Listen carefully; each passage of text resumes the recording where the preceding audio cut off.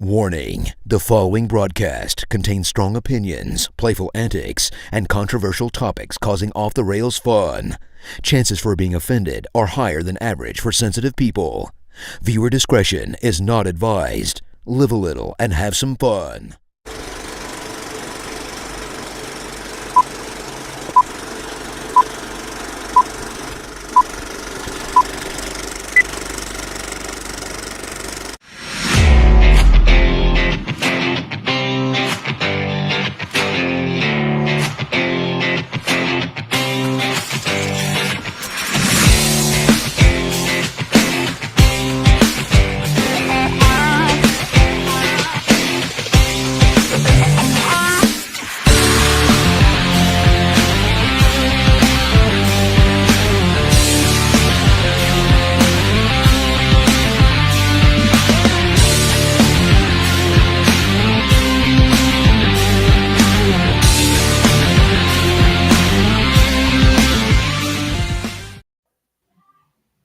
What's up? What's up? Oh, he's back. I'm not doing it. No, he's That's back. okay. I don't care if you do it or not. I did it, and I don't care. Good evening, everybody, and welcome to another episode of the Coach's Box. That's right, the Warden's back. Let's get you guys all locked up, organized, whatever else. Hey, I can Fellas. press buttons. I can press buttons with the best of them. Yep. Hey, you proved to be much worthy showrunners. Well, okay. You guys did all right. Solid B. Solid B. I was hoping it was one of those things like laundry in my house where if I did a bad enough job, I'd never be asked to do it again. That is Zach's motto for life. Yes, it is. Yes, it is. 100,000%. You don't do your job very well Nope. at all. Nope. You just mediocre Never- all the way through. Never give Set him the bar low. expectations. What's our team motto? Aim low. Aim low. Well, I mean, we've had some stuff in sports happen here recently. I know we're right now. Well, real quick, Jarvis is. I think he's got late practice, so he'll be running probably right on time. Jim is getting ready for soccer. Yeah. Soccer Oh. state championships. Is that a big deal? That's a huge deal. Oh, they give out trophies and everything. They wear uniforms and the whole bit. That's They cool. play on fields lined only Good- for good soccer, for not them. in football stadiums. Yeah, it's good stuff. Yeah. Grass or I turf? guess. Turf. Yeah, I know. Turf. Is it turf? I like turf. It's I like turf. Yeah. It's Okay. good turf. It's It's better okay. than some of the high school turf, but it's That's fair. My gosh. Awesome. I All don't right, and know. moving on to actual sports. Okay. There's the one. All right. Yeah. So anyway, there has been a lot of some sports action happening. I know I've been gone. It feels like I almost forgot how to do all this stuff, and now I'm back. So I don't know who has the topic list because I'm not very prepared. I just got home from practice. Organized. Yeah, I know, right? Well, hey, I got all my stuff set up. Fellas, take it away. Let's get going on this. Kevin, go ahead. all right. Well, Okay. first Pass the buck. segment. Let's talk. You want to talk a little Cardinals first segment? I mean, do we have to? I think we can point out the fact that Mo screwed up again, No. How do you do that? Bruges. as announced today. Skip Schumacher is now the National League Manager of the Year, Oh my gosh. but he could only be a bench coach for the Cardinals. I when you said that, I hadn't read it yet, and it's one of my notifications on my phone. And I'm like, what? How freaking terrible is that? It's like, can you make any more bad decisions? So Mo not only struggles with recognizing player talent, Oh my gosh. coach's talent also appears to be on his resume as well. Mm-hmm. Now, I also will offer this question to you too. Would Skip have been a good manager with what Mo and the restrictions that Mo puts on the managers and using all of that analytic stuff anyway? So I don't is think Skip so. a good manager because he's allowed to be Skip? Yeah. Or is Marmol just a bad manager because he's not allowed to be Marmol? No, I think Marmol, Not a bad manager, but Okay. I don't know that he's a bad manager, to be honest with you. He can't tell under this setup. How many losses? Okay, How many losses? I'm trying to play devil's advocate here and put some discussion into this. Let's compare, because our last 3 coaches at St. Louis have all been first-time managers. Matheny got to a World Series. Yes, you can say it was LaRusse's crew. It was LaRusse's crew. It was 100%, but he did obviously did okay. Schilt won some ball games. I mean, he won the clubhouse as well. And Marmal has since it's I don't know. He's crapped the bed. Yeah. Well, if we had hired Schumacher, he would have been a first-time manager as well. That's true. So, the difference though is Schilt wasn't a first-time manager, but he had been he was first-time major league manager. Right. None of the other ones did Marmal even manage a team in the minors? I don't even think he did. That's the thing. I think what Skip would have done. You talk about the Cardinal way and culture. He has been around it. He has lived it. So I don't know. I think everything. I think he would have been okay. I don't doubt you. I believe the same thing. I think Skip would have been in a lot better position to manage that clubhouse than what Marmal is, who appears to be like he's out of touch with his players with some of the things that have happened. He can't even get coaches to stay on for an off season before his bench coach leaves. I mean that's okay. I go back to when Holiday's on board. There's the one. Holiday's on board, and then it's a minute later, and then he's jumping ship. So he has to have some type of intimate knowledge of like, okay, something is not right. Something's not copacetic, and whether it's Ollie, that's a big word. It is. Don't ask me to spell it, but something has to be wrong. Whether it's with Ollie, whether it's with front office, whether it's all connected, there's an issue. He was on one staff Zoom meeting and just was like, screw it, I'm out. Yeah. I'd rather go follow my kid around playing A and AA ball. Well, I mean, he can play, and his baseball card right now is pretty high. I wouldn't know. That and his next one's going to be the number 1 pick in the draft again. So yeah, because he can play. Yeah, so he's getting to do the coaching thing. He just gets to do it with his kids for a whole lot. Eventually, probably more money. But yeah, that's fair. And then I think it adds to this a little bit. I'm going to say the apparent possibility that Molina could be a member of the coaching staff in some form. Mm-hmm. Is this good or is this bad for the Cardinals? Oh, okay. Number one, it's good for the Cardinals because you need somebody like that around. Obviously, the pitching wasn't nearly as good as it's been in the last 18 years in some way, shape, or form with Yachty. When Yachty's even hurt, the pitching staff is getting instruction. He's giving his knowledge. He's around the team. It showed this year without him, and especially with all the debacle that went down with the Wilson Contreras outfielder DH. What are we doing with him? We don't know. He's not Yachty. And having him back is good for the Cardinals and for the team. What it's bad for is for Marmal, because if the Cardinals struggle, do you think for 1 second that all the pundits and all the writers and all the fans and the Twitter warriors are not going to be calling for Marmal's job and hand the reins over to Yachty, because Yachty knows how to manage a pitching staff, and he could probably do it without having to squat down behind home plate to do it. It's like, is Marmal the one? Okay, so the whole talk of Molina being on the coaching staff is what, now a couple of weeks old when that came out in late October? Yes. So, give or take 3 weeks. It's like really close to doing it type of thing. Is Marmal the hang-up as to why it hasn't happened yet? Well, does he get a say? Would you hire a guy who is a fan favorite and more than likely would be a better guy in your spot in that business? It's one thing if it's a buddy of yours kind of thing, and you have that relationship where you know that guy isn't going to take your job. I don't know how close they are. I've heard they're pretty. I've read that they are not really close. They're not like. Then I would not hire him. Molina close. If I'm him, if I'm Ollie, I'm the holdup on that. Yeah. Okay, but in all honesty, if you are Ollie, and let's just because it's a handful of weeks or whatever till winter meetings, if they go through winter meetings and they don't pick up the pieces to be competitive. I didn't say win. I didn't say win a division, let alone try and win a World Series.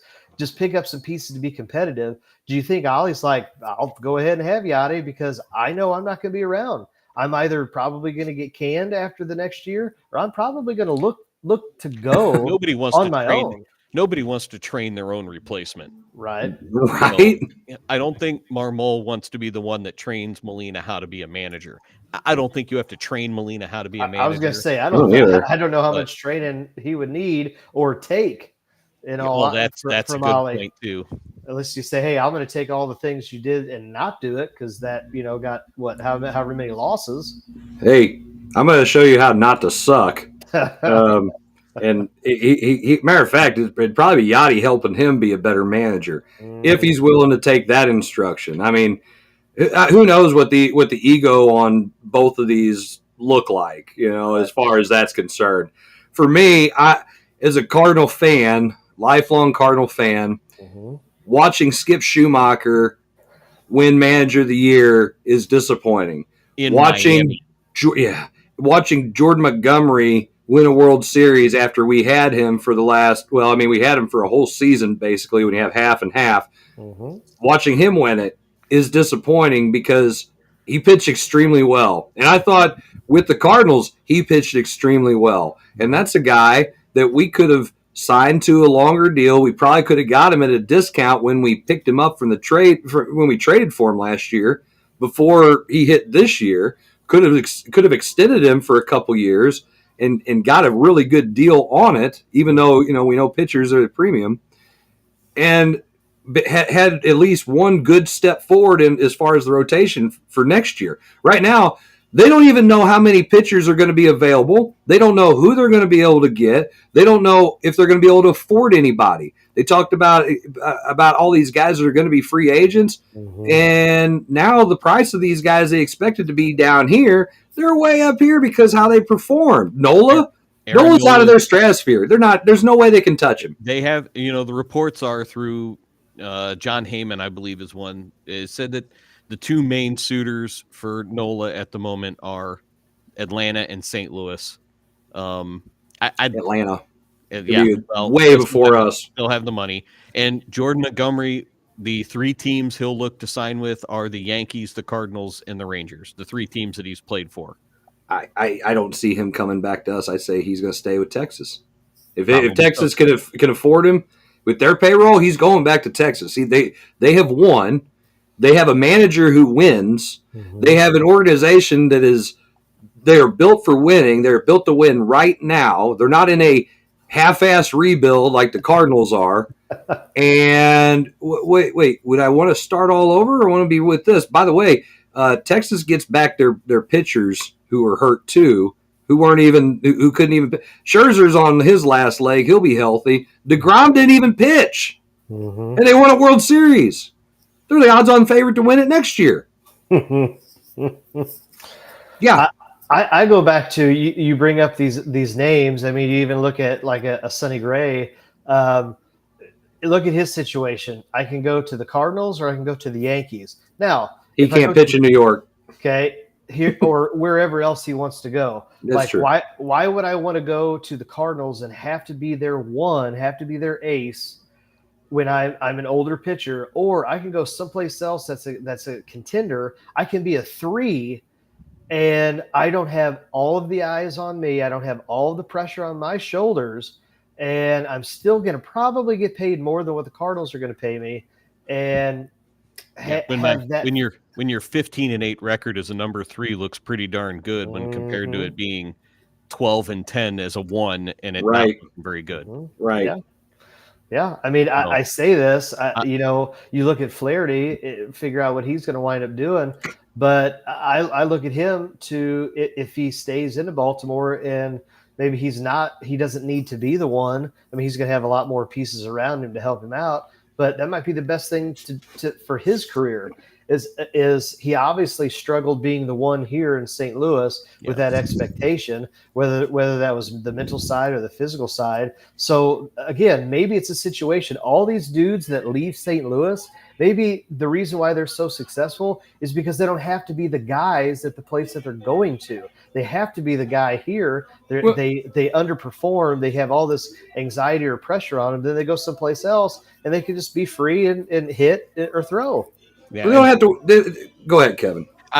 I'm going to kind of combine two things that both of you have said at some point.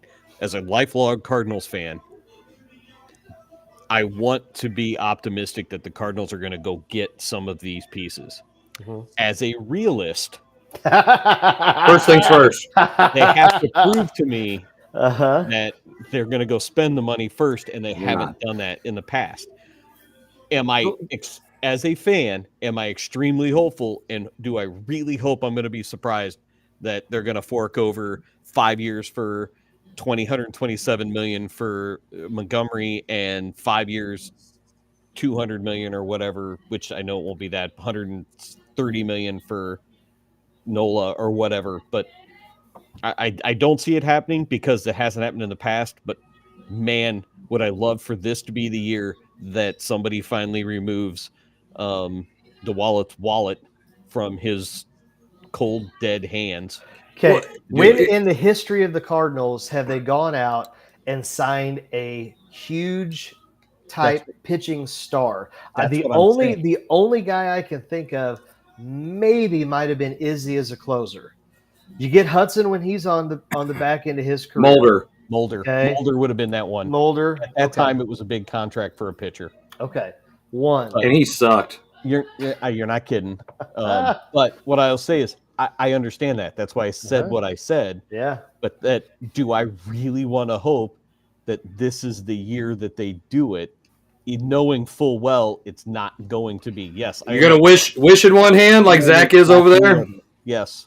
I get it. Listen, the fact of the matter is that it's just appeasing the fan base enough with empty promises. They're just telling you that so we get our hopes up and we lay off, and then maybe some of the noise dies down, and then we make the excuse of why we can't.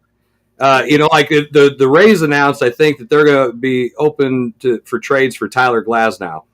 What a great pickup that would be for the Cardinals. Yep. You know what will happen? We would be more likely to get him, but the problem is what they're going to want. They're going to want Gorman.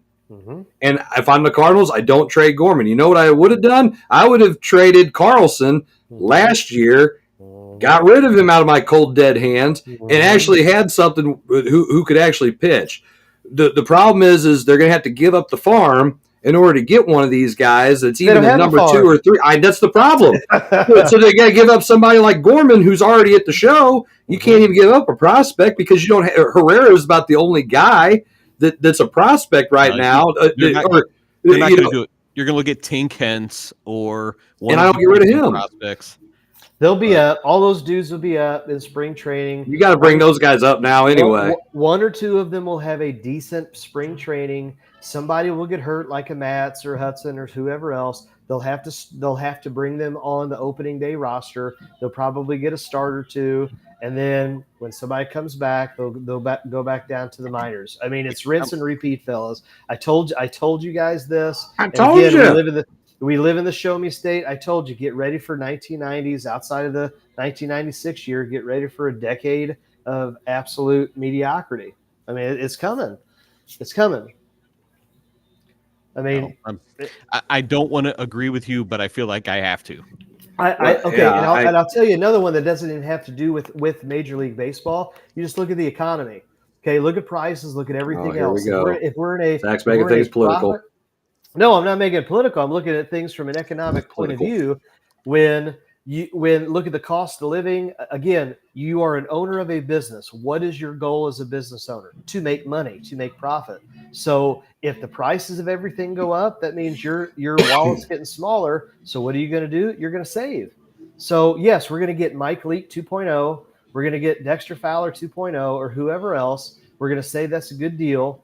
And I don't see it. How are you going to convince players to come over to St. Louis? You have one bargaining chip, and it's not the zoo and it's not the arch. It's dollar signs, and you're not going to spend. So that's the problem here is that I know there's a lot of questions with Bally and how the TV stuff is. There you go. But here's the problem too. I mean, they need to start thinking about the streaming stuff like other teams are starting to do, where they're setting up their own network of streaming service to where they can have that direct money. There's no middleman taking the money at that point.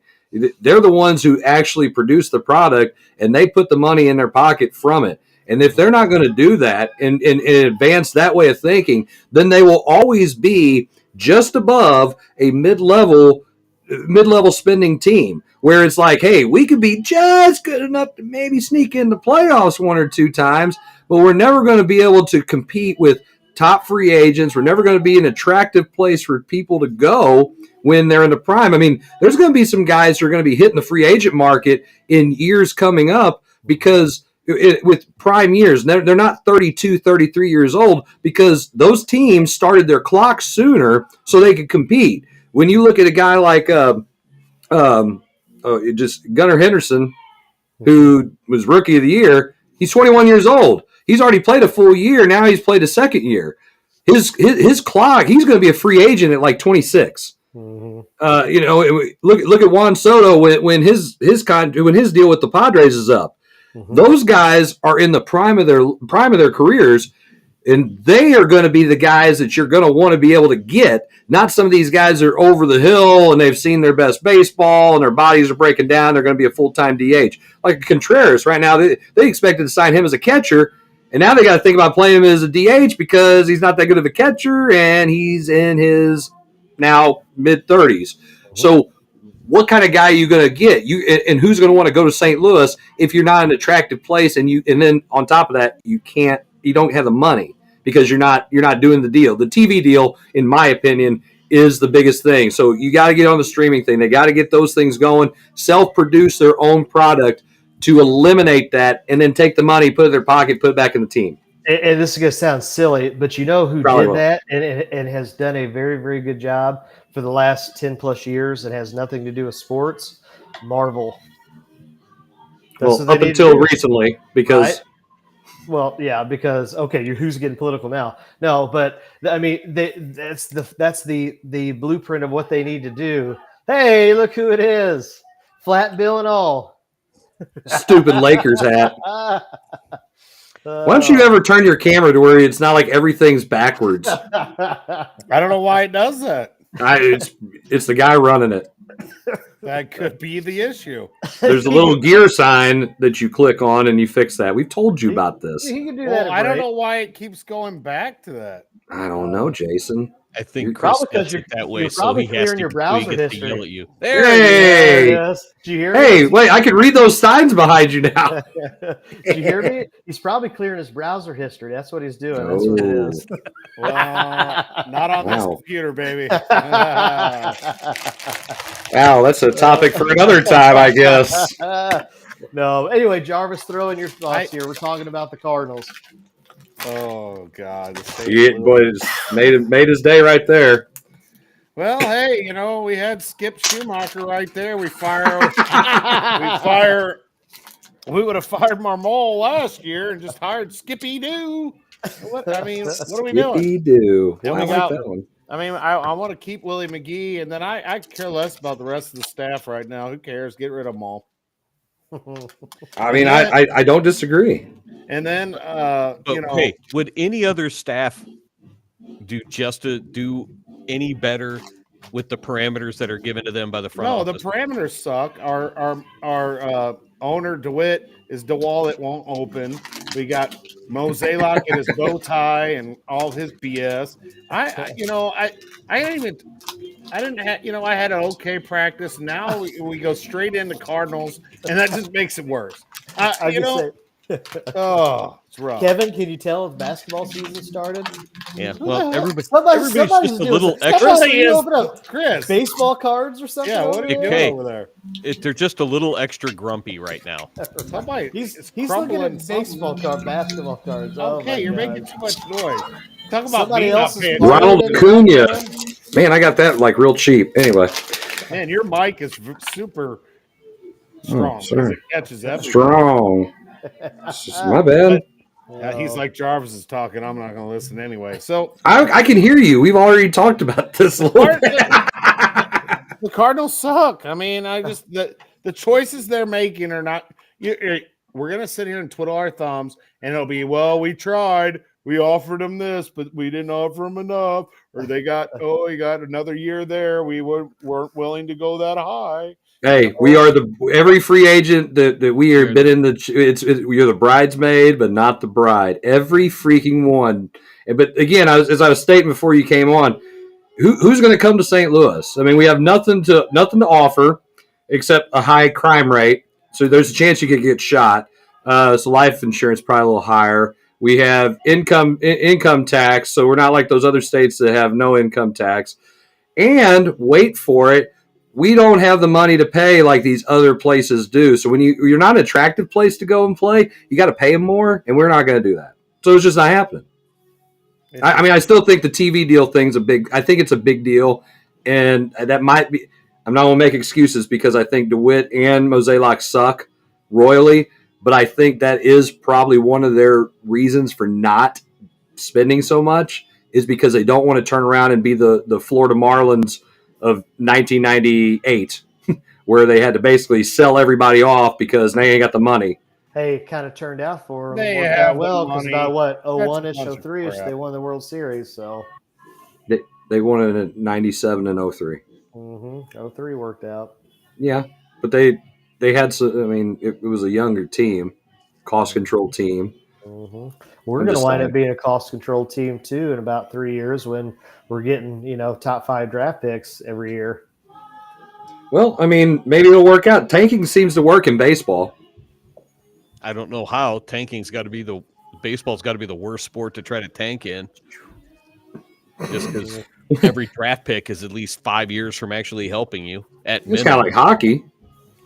Hockey draft picks. I mean, if you're not getting one of the top 3 guys, they're not playing right away. Yeah. Well. So. Sorry, I'm doing the show and watching Gabe all at the same time, so it's kind of. Oh boy. Yeah. I'm upset. This is the first home game I've missed, but by the time practice got out, I was like, man, I won't make it out there until halftime. So I'm like, man, I better not go to the game tonight. Plus, I probably ought to be at home at some point this year. That would probably be a good thing. Wait, what's that look like? Well, Chris, if you ever had early practice once in a while, you could find out. I respect you, Zach. I respect the hell out of you. Oh, is that's what that was? I thought you really respected me on the group chat. That's not really what you meant. And Jarvis is caught up. Remember, it's not what you say. It's how you say it. Oh, man, I'm heartbroken. I thought, man, Miller, look at Miller, like really turning over a new leaf. Respecting me, and then it's total diss. Total diss. The double-barreled respect. Yes. But no, I mean, unfortunately, I want to be the pessimist or the realist or whatever you want to call it. I just don't see him doing it. It's going to be the winter of discontent again. We're going to get all these, we're going to try out there and we're going to see what options we have, and we're going to watch everybody else get the guys that we could really use, and we're going to have the same damn team rolling back over in spring training with the rookies that are going to be coming up, and then we're probably going to sell some pieces. Hey, all that means is that you get to really enjoy Mizzou athletics. I'm going to be okay. In the dead of the summer, what am I going to enjoy about Mizzou athletics? It's not going to be. I'm talking about now. I'm talking about okay. We're not going to jump into Mizzou yet because we will go to a commercial break before we talk about Mizzou. Right, correct. So what's our final thoughts on the Cardinals before we do that? I just think it's going to be just like last year. It's a bunch of empty promises. They're not going to do anything. We're going to get some guys that, were good pitchers 10 years ago. Wish we had them 10 years ago. You know? Okay, for all the resident hockey guys here, here's my question. A hockey question? Yes. If the Blues didn't do much to their roster, okay, and if the Cardinals are going to follow suit, now the Blues, they've been, what type of team are they? They're up, they're down, but they're in the midst of this 5-6 game winning streak. Is that something? Is that comparable? No. between hockey and baseball, or is it too?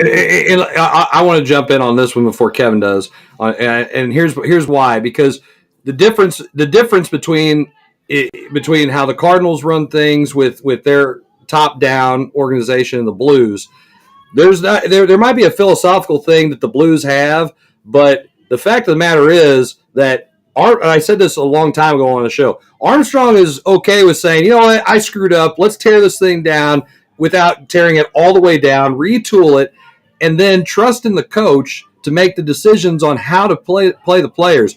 Berube, they're sucking early in the season. Berube starts moving guys around on lines and moving pieces around. Still coaches the same way. He's still the same guy, and they're not. It's not this little nickel and dime changing stuff. I mean, he moves guys around and is allowed to coach and manage his team, and that's not what's happening. You got puppeteer master, Mosaic, DeWitt, whatever. They might as well be melded into one. And Marmol is just over there. Hey, okay, we're going to do this. It's the same thing all the time. I mean, it is. Tell me I'm wrong. Well, you're right, because that's why Shilton isn't here. Bingo. That is why he's not here. I mean, because he didn't say, "Oh yes, DeWitt." Oh yes, Mosaic. We're not worthy. Yes. Wait, who's that? Who even knows who the GM is? Whatever his name is. Gertrude. Yeah, Gertrude.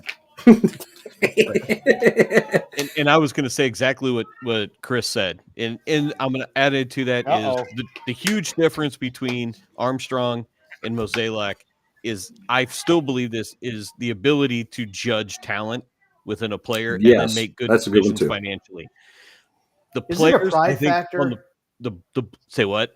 Is it a pride factor? Yes. I believe there's a huge part of that. Yes.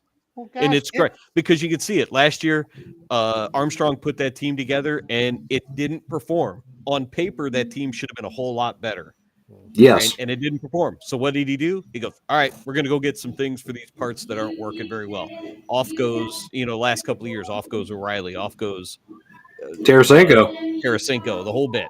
Let's get them off. Let's get something for them since they're leaving at the end of the season. Anyway. Traded off a... I know somebody's TV's on. Oh, it's loud here. Don't worry. So I'll turn my mic down. I don't know if that's louder or I can't even see the mic. I don't know. It's like, man, is somebody in case bucks? No, not. Did it like me? When you look at the Blues roster, they're supposed to be good just from looking at them on paper. When you look at the Cardinals roster, nothing excites you about the Cardinals roster. There's nothing good about it. Well, so yes. Okay, do they not have an offensive lineup where you thought they're going to be able to score runs? I mean, to do something. So I don't know hockey, but you've got to be able to do multiple skill sets. I'm going to be interested to see what the start of this year looks like with our roster, because they should be better offensively as a roster without the baseball classic. Because they have said for years that with that World Classic, World Baseball Classic, pitching gets ahead of hitting. So I'm gonna wait. 162 games. You're not wrong. wrong. Figure it out at some point. But throw strikes. Once you get into the season, though, it is tough to do that on a day by day to figure that out and work out the tweaks. It's like if you've ever played enough golf, you don't tinker with your golf; it just makes it worse until you can practice it and move it. Get a whole spring training in you, and maybe get it fine tuned in there. I think it's going to be better as the year goes on than trying to figure it out in June or July. Yeah. So, well, we got a special segment when we come back, something that we've been talking about for several weeks. And so when we come back, now I think it's cool. I think the guys are going to think it's cool. You guys might think it's lame, but we don't care. It's our show. We don't care. It's our show. We've got microphones. We didn't get the listeners involved. Hey, you might not like it, but screw you. And if you don't, listen, find out. But no, this will be an interactive type segment where we want you comment. Even if you watch it at a later date, you guys comment on it, and love to hear and see what you guys are going to say. So with that being said, we're going to go ahead and take a break. You are watching the Coach's Box. You're watching it. We'll see you.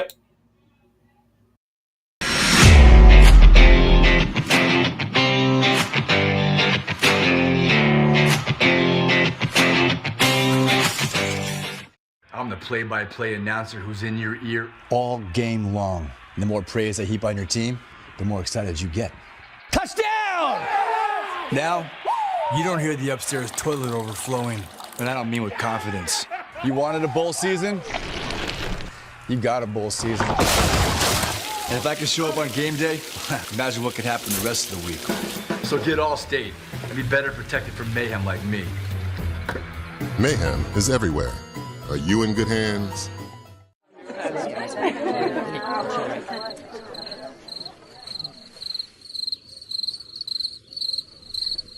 Imagine an HVAC as unnoticeable as the air itself.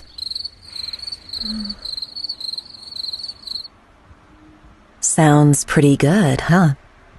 The new Daikin Fit. Air intelligence. Give Home by SMCI a call today at 636-337-4444 or email them at service@homebysmci.com.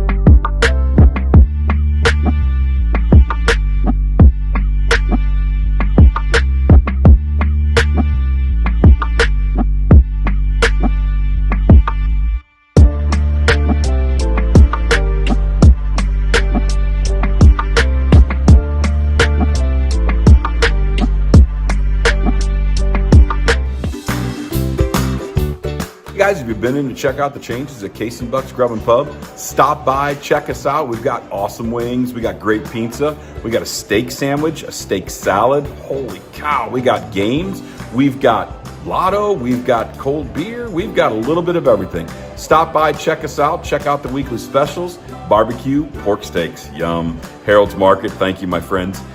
Check us out. We are waiting for you.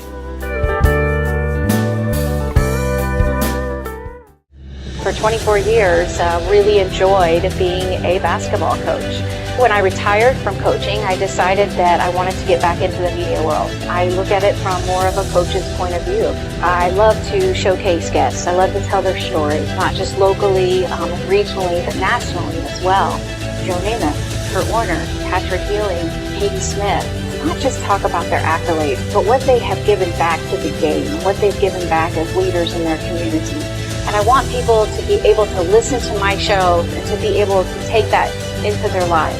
They're going to be able to live their life like a champion. That's a show right there that I feel like is worth listening to.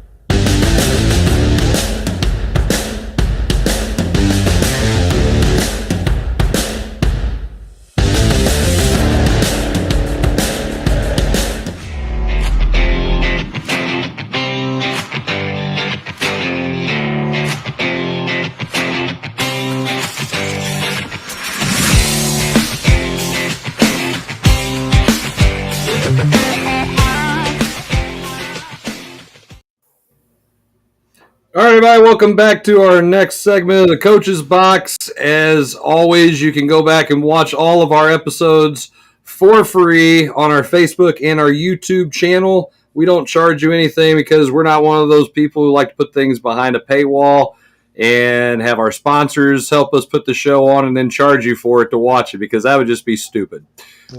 Wait, people can watch us for free? They can watch it for absolutely $0.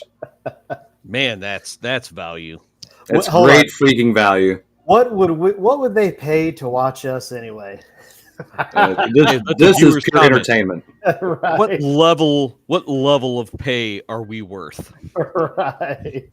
Yes. Well, we would have to pay people to watch us, I but don't still. know. I don't know about you guys. My self-worth's a lot higher than what you guys are at right now. And I think some people would come to watch just me. Probably. Wow. I've been telling you two have if- got to go at each other. If I could do a show unfiltered, You can. well, if I could do a show unfiltered, aka not a teacher anymore, I could do it. Just not with Off the Rails Media. Why not? Why couldn't he, Zach? Heck just yeah. had Because this is a family production company. I only got about 6 or 7 more years, and then I'm really gonna have some fun. Maybe 8, maybe 10. Hell, I might never quit. Hey, Hey, might well, die at in the this point, classroom. you got to get Weston through college. It's going to be a while. Hey, well, hey, I know one thing. Jarvis is probably 8 Mile it, writing little notes on napkins about ideas for segments when he can do an unfiltered show. It's a whole stack of things over here. I'm just going to make. Oh yeah, all right. oh yeah. Jarvis is going to be 70 in the classroom teaching world history or American history. Back in 03, this was a flip phone. Back in 1998, this was a flip phone. Back in 03, I'd be talking about my Crystal City days and us whooping some butt, but you know, Yep. that was a long time ago. Even now, that was 20 years ago. Nokia phones. Nokia. Had Snake on it. You know, that was. Oh my gosh, I hate that game. Man, come on. All right, well, back to what counts in life. So Zach teased a little segment that he's been wanting to put on, and we apologize now if it sucks. If it sucks, it's okay. Please tell us. We always like to have your feedback, even when you think we are terrible at stuff. But what we have here is we are all tasked with coming up with the most iconic sports photos of all time. Zach, go ahead and give us a little background on this.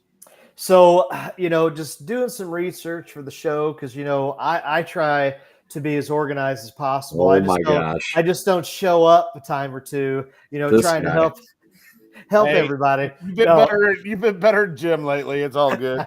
And the show has hit a new low. No, so I think I saw this and I thought, you know what, this is really cool. I think this would be a great debatable topic. I think the guys, we could have some fun with this, and I think the viewers could have some fun with this. And so, when we talk about the most iconic sports photos of all time, we don't necessarily mean video. We mean single still photos. Still photos. And outside of Christy and all of us, and then Jarvis showing everybody theirs because he didn't send it to the right spot. We don't know what we don't know what everybody else's pictures are.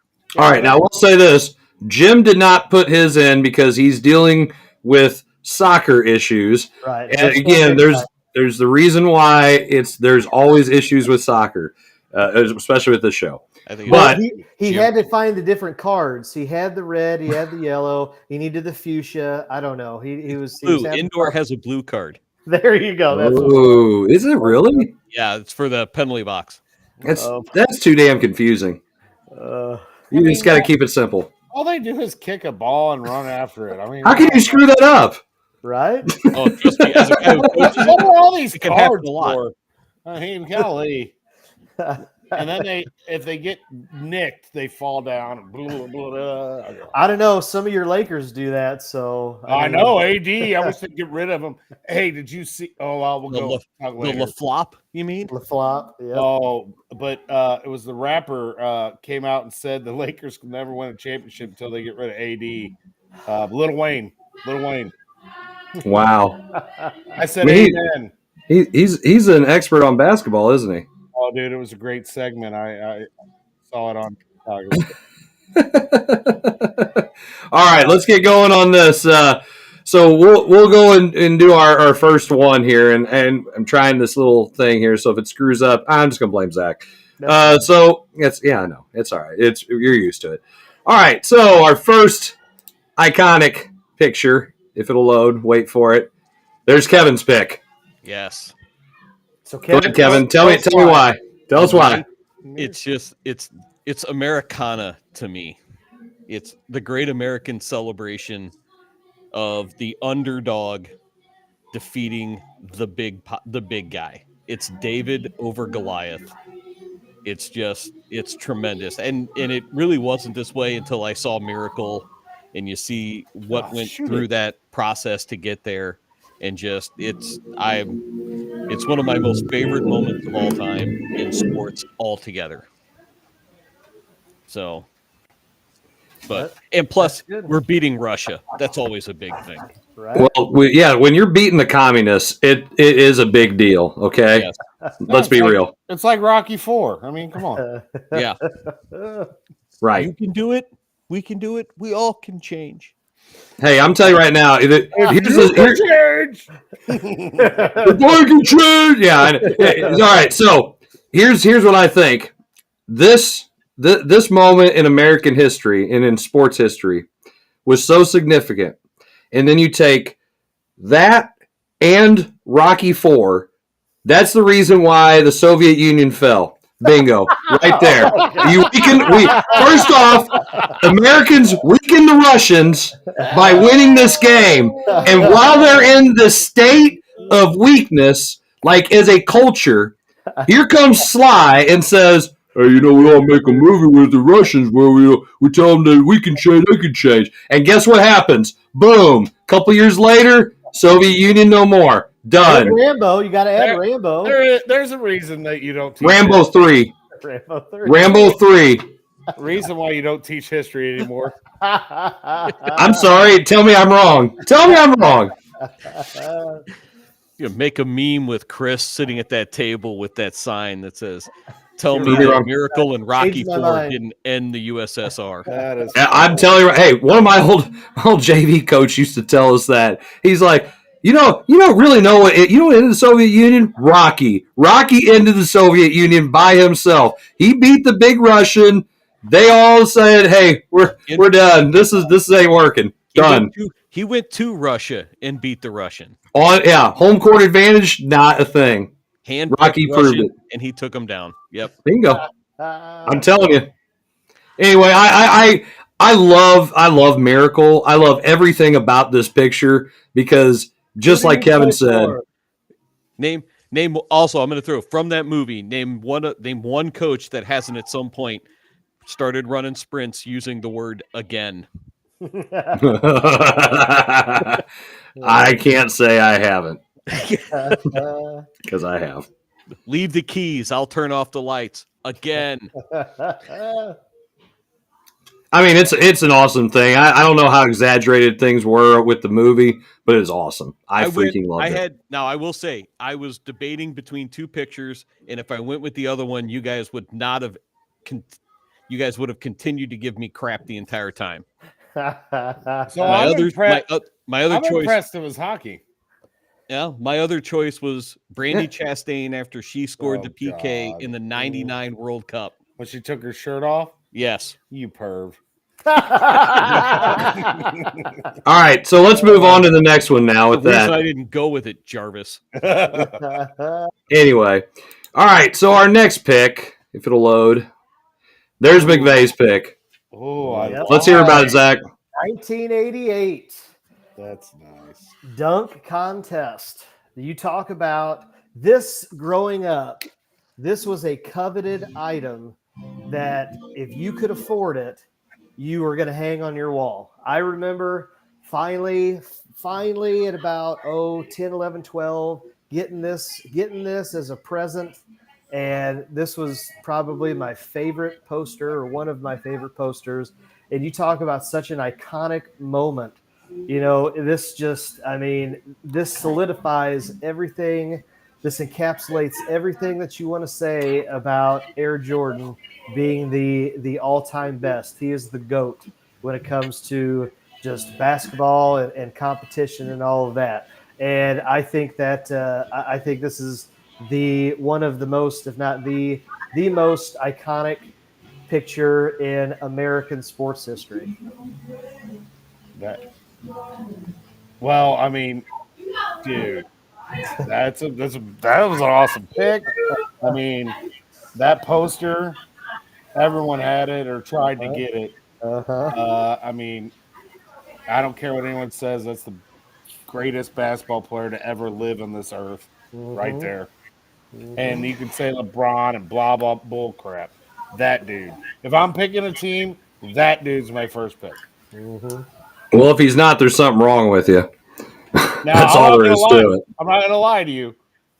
Magic Johnson would be a close runner-up, man. Yeah. But that dude, he just his mentality, that picture just shows his mentality. I mean, it just it gives me goosebumps. That picture gives me goosebumps.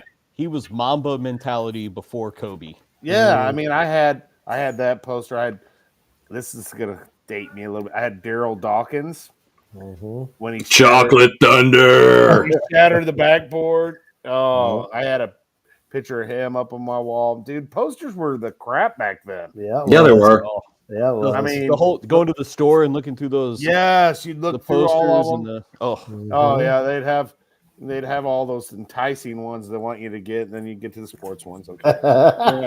Well, wait. What are you talking about, Jason? Models. She just tried to pay her way through college. Come on. Model cars.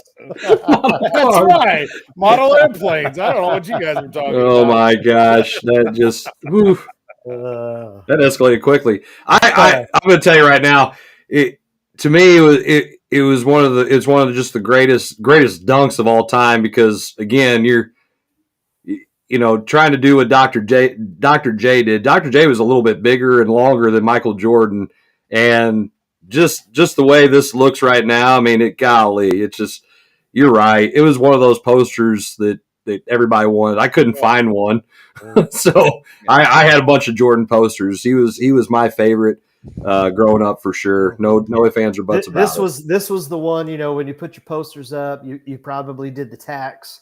This was one you did not tack. This was you tack. You got poster hangers top and bottom, so it didn't crease, and boom, you did that. I paid the extra money when I got mine to get one of those poster frames. Yep. And put it in a poster frame. Wow, you're big time in it. Yeah. Well. Yeah, the poster frame. I don't know. This was pre-Amazon, where if you couldn't find it somewhere, you went online and found it within 3 seconds and got next day shipping. This was pre that. This was going to Walmart for a month and looking through and wait until they had. Yeah, you had to wait until they got it, and then if you were lucky to get there when they. Yeah, kids have no idea. No, the struggle is real. Yep. The struggle is definitely real. All right, we are going to move on to the next one. We've all seen this one because Jarvis has sent it, obviously, to everybody. But Jarvis, let's hear about it. I can see where you're going to go with this, probably. Well, dude, I was such a diehard football guy. I've turned into way more of a basketball guy than I ever thought I could be in my million years. But that picture right there, I was such a Rams fan. I lived through Banks being quarterback.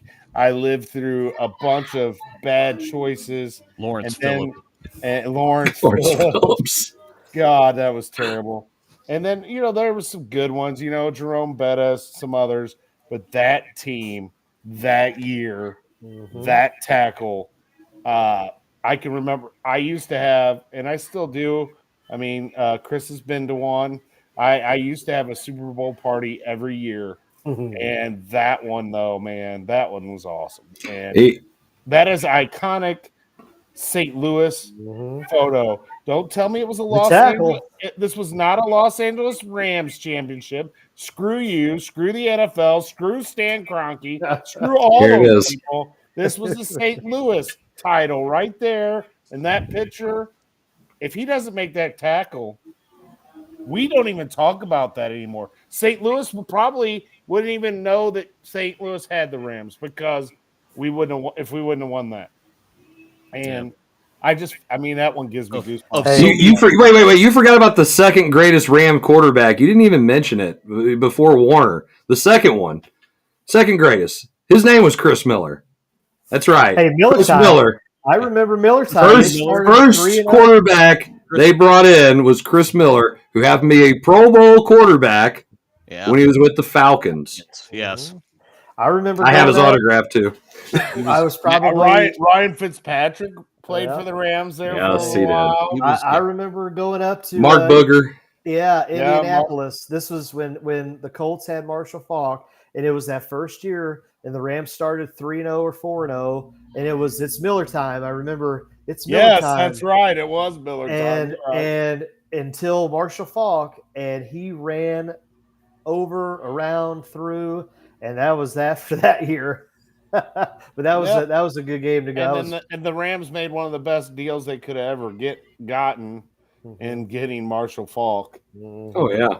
I mean, if Mike Martz wasn't such a tool and would have ran the football, we would have had 2 St. Louis Super Bowls. But that dumb son of a gun, and I had to watch that Vinatieri field goal right on my TV upstairs, go right through the pipes. I almost threw stuff and broke stuff. I was so angry. Dude, but that picture there, I mean, it is senior year right there. You say we can't support a football team. Screw all you people. That was one of the best teams in the history of football. I don't care what they say. It's one of the best teams ever played. I would bet this team changed the dynamic of the NFL. They said it. It did. Yep. Well, it's of so many great stories that year. With this. This is the iconic picture of the year. The only thing that comes close is there's a picture of Ricky Prohl's touchdown. Oh, that was over that would have been a good one. That over the shoulder catch that he had on the sideline. The one that was the one that I think they put in the Post-Dispatch. Yes. Because it was just like he was right over his shoulder. That was great. I think I have it in my attic somewhere. Yeah. I bought the Post-Dispatch when we won the World Series. When we won the Super Bowl. There's somewhere in my attic here. The moths are living in it. Next time I have a pipe burst, it'll probably ruin them. But whatever. Oh man, have another hole. Have another hole. This was the year again because this was my senior year. This was the year St. Louis. I know St. Louis was the sports city of the year because the Rams won. SLU beat Cincinnati, beat Kenyon Martin. Won the A-10 tournament, went to the March Madness. Cardinals were winning. Now, what was it the next year? Was that the Music City Miracle or whatever when they? No, that was this year. That was that year. That was that year right there. It was the same year then. I thought it was. That was one of those Jeff Fisher. I got years. An off-the-air story for you guys. On that. Well, first off, you guys will love it. Okay, first off, I'm going to say this. You want to talk about something this should never have happened anyway because the Bills were 1,000 times better than the Titans at that time. They had started Doug Flutie the entire stinking season, and I love Doug Flutie. They decided they wanted to put California Cool Rob Johnson, who sucked, in the last couple games, and he won, but they weren't playing anybody, so they decided to start him in the playoff game. That's Wade Phillips. Yeah, Wade Phillips deserves to lose. And lose that way with Frank Wycheck throwing the football across the field. That's the way I am so freaking glad they lost, and that's exactly why the Bills will never win because of stupid crap like that. End of story. But yes, this is a great picture, and I thought he scored the touchdown. I was so upset that it was even getting that close. So. Yeah, Mike Jones, you're the man. Wherever you are, somebody buy a beer. We were all on bated breath waiting for that referee's call. Mike Jones, baby. Yeah. I will give Jeffco some credit. I know it's totally off subject. They were down over double digits. They've got this game down to 6. There you go. And now we're shooting 3 free throws. And Cole Rickerman just got fouled on the 3. So, dude, I know it's, minor league, maybe college basketball, but it's fun to have it back. Yeah. Yeah, absolutely. Oh, by the way, if you're looking for good sports cards on an auction, Moreno's running his auction for sports cards. I love it. I'm watching it too. All right, we're going to move on to the next one here, which I had to throw this, Ooh. It's one of my favorites. Catch. Yes. Because first off, you're beating the stupid stupid Cowboys, which I love the 49ers back in the day. Joe Montana was, when you're a kid, I mean, everybody thought Joe Montana was cool. Joe Montana. And the fact they beat the Cowboys, which I hate the Cowboys, anytime they can lose, that'd be great.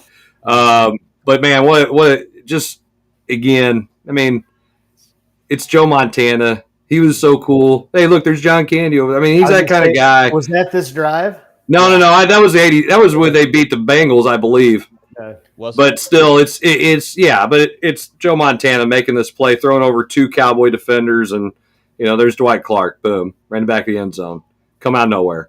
This awesome. Was this 81? 81? No. Yeah. Hey, it was 1980 or 1981 MC Championship game. Well, you were a young pup.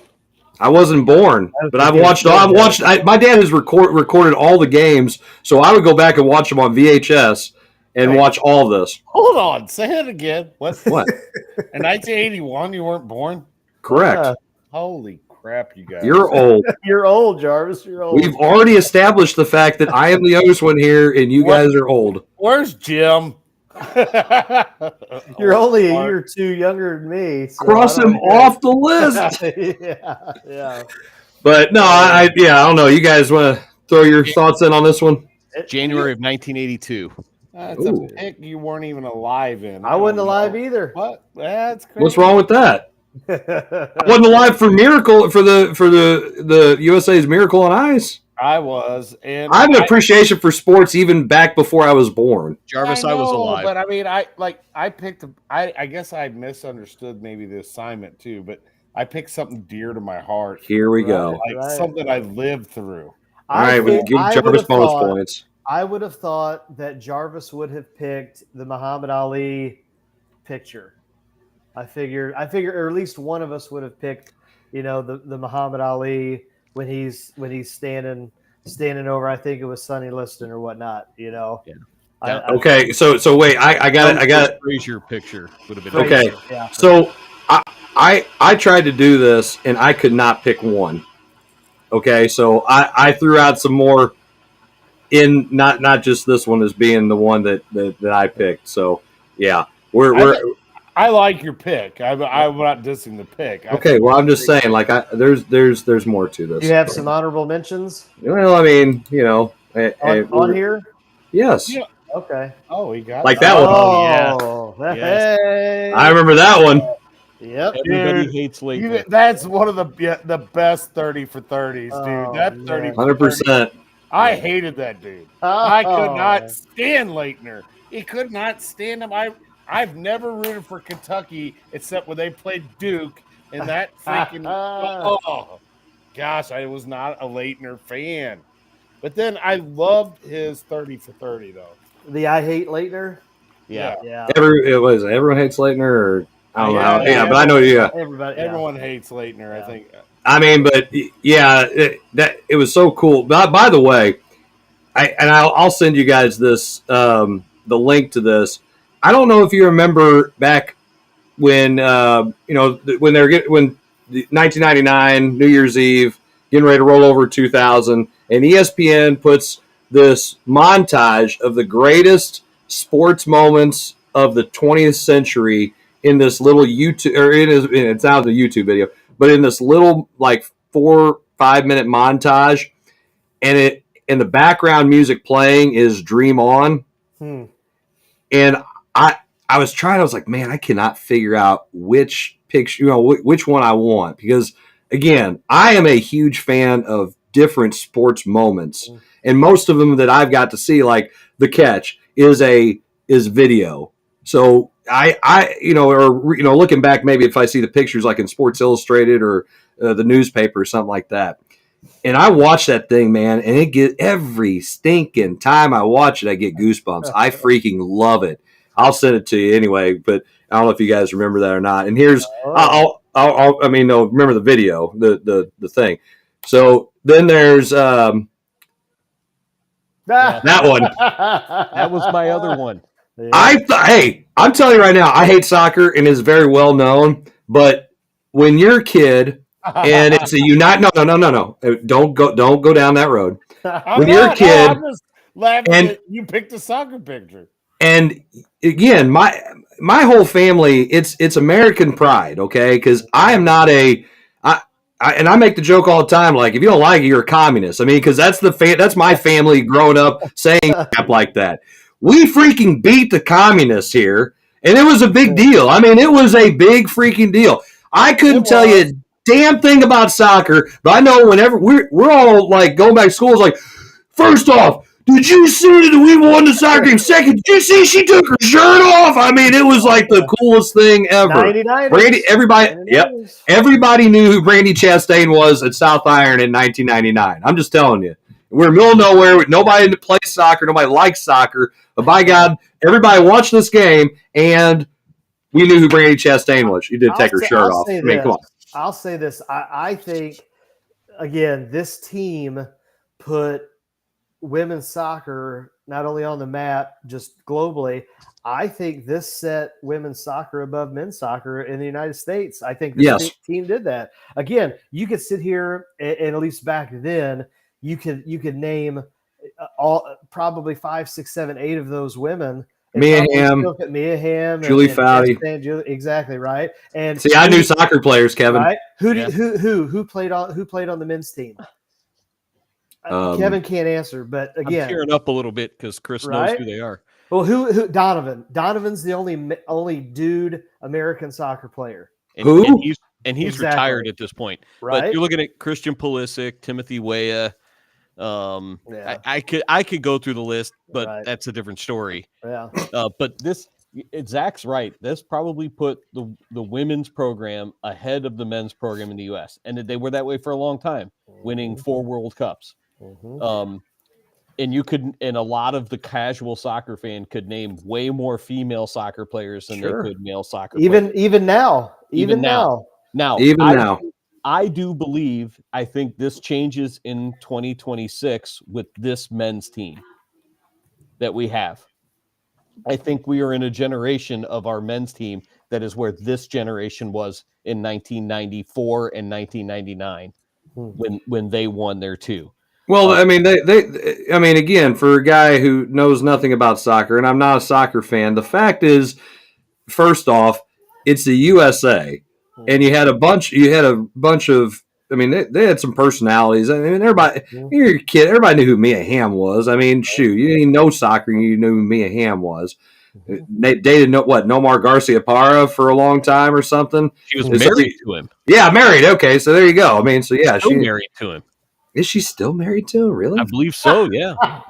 It lasted. Her last soccer game, her last international soccer game, she played the first half, scored a goal, came out in the second half, and was subbed out halfway through the second half, or came out in the second half with, and it didn't say Ham on the back of her jersey. She came out for her last half of international soccer with Garcia-Parra on the back of her jersey on the U.S. team.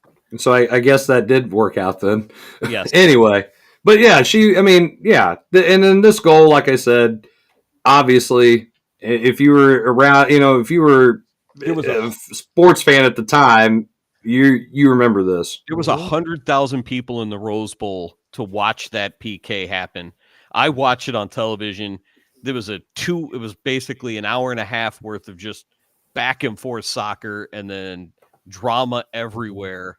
It was, and then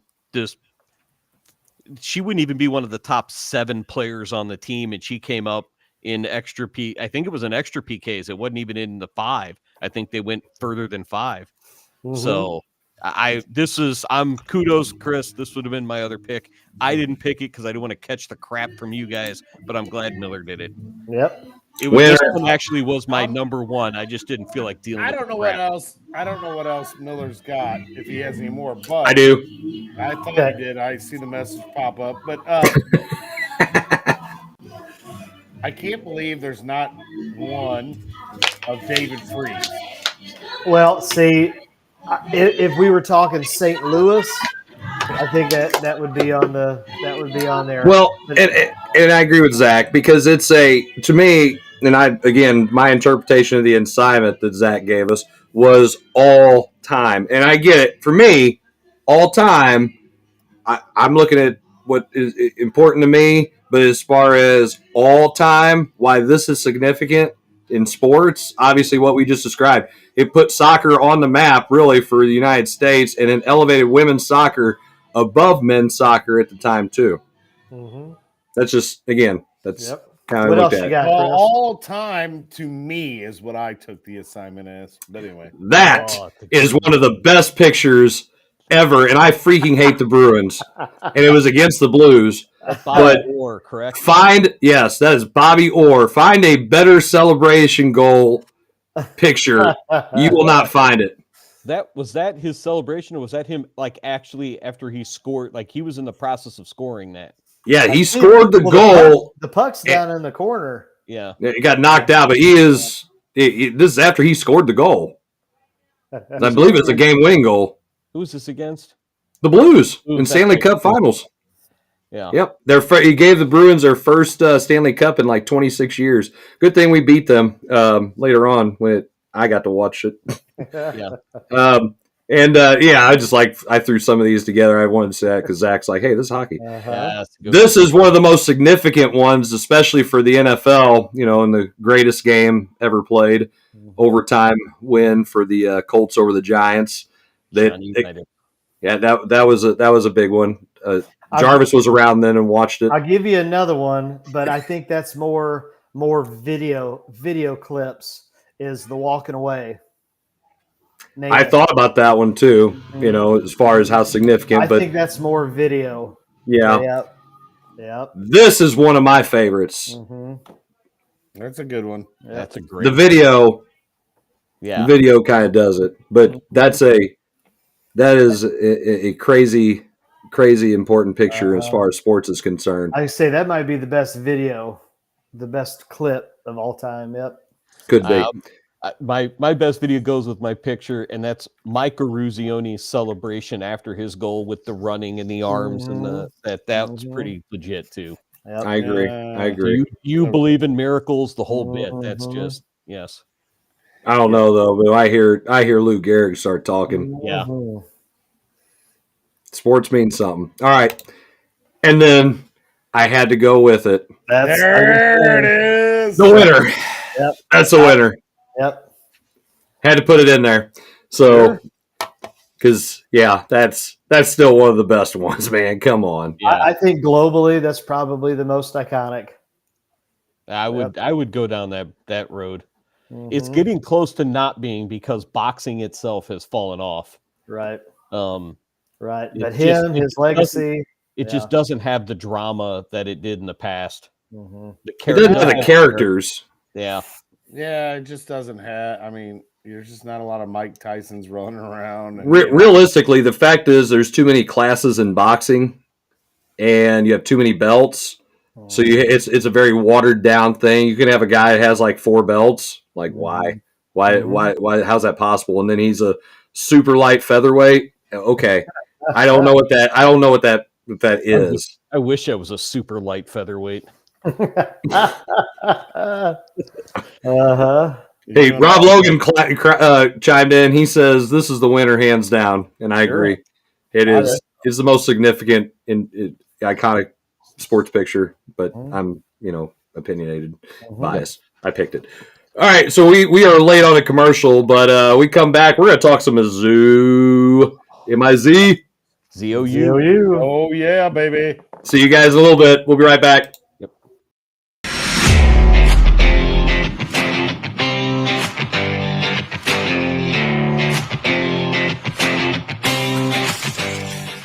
I'm the play-by-play announcer who's in your ear all game long. And the more praise I heap on your team, the more excited you get. Touchdown! Now, you don't hear the upstairs toilet overflowing, and I don't mean with confidence. You wanted a bowl season? You got a bowl season. And if I can show up on game day, imagine what could happen the rest of the week. So get Allstate and be better protected from mayhem like me. Mayhem is everywhere. Are you in good hands?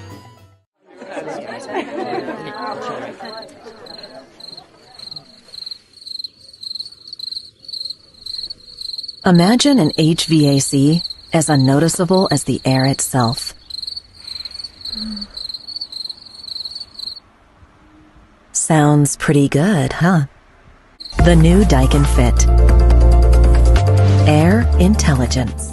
Give Home by SMCI a call today at 636-337-4444 or email them at service@homebysmci.com.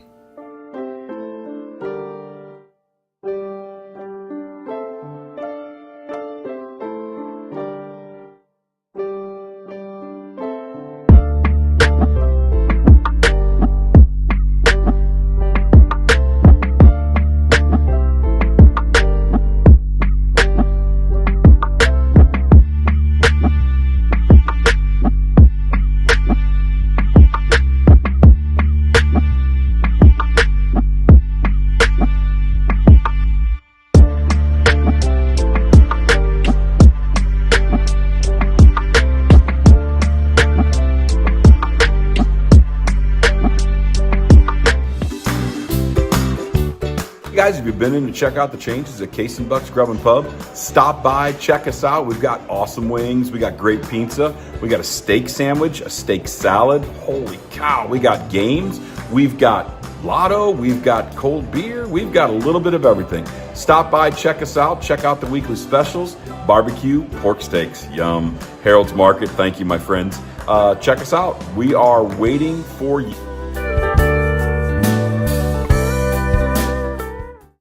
For 24 years, really enjoyed being a basketball coach. When I retired from coaching, I decided that I wanted to get back into the media world. I look at it from more of a coach's point of view. I love to showcase guests. I love to tell their stories, not just locally and regionally, but nationally as well. Joe Namath, Kurt Warner, Patrick Ewing, Katie Smith. Not just talk about their accolades, but what they have given back to the game, what they've given back as leaders in their community. And I want people to be able to listen to my show and to be able to take that into their life. They're going to be able to live their life like a champion. That's a show right there that I feel like is worth listening to.